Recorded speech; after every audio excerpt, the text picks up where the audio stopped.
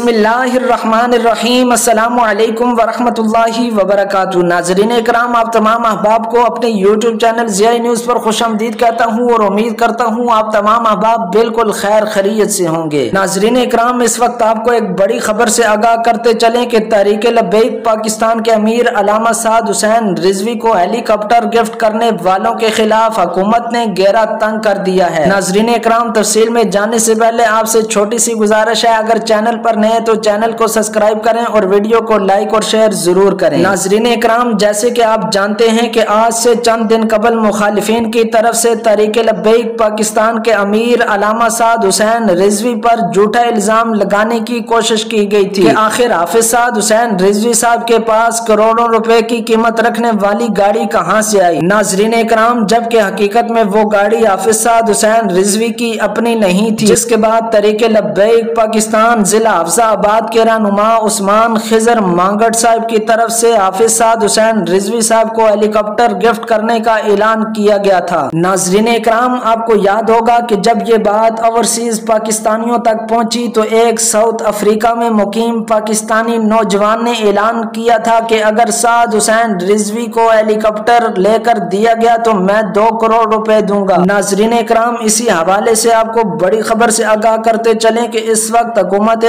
पाकिस्तान की जानिब से तहरीक लब्बैक पाकिस्तान के अमीर अल्लामा साद हुसैन रिजवी को हेलीकॉप्टर गिफ्ट करने वालों के खिलाफ गहरा तंग कर दिया है। तफसीलात के मुताबिक आज से कुछ दिन कबल हुकूमती रुकन एहसन इकबाल की तरफ से कहा गया है कि हाफिज साद हुसैन रिजवी को हेलीकॉप्टर गिफ्ट करने वाले उस्मान खिजर मांगट और अफ्रीका में मुकीम पाकिस्तानियों के एहसासों की भी तहकीकात होनी चाहिए। नाज़रीन इकराम, वाज़ेह रहे कि अफ्रीका में मुकीम पाकिस्तानी हमाद रिजवी की तरफ से आज से चंद दिन कबल 2 करोड़ रुपए देने का ऐलान किया गया था। नाज़रीन इकराम, अगर आपको वीडियो पसंद आई है तो कमेंट सेक्शन में अपनी राय का इजहार जरूर फरमाएं।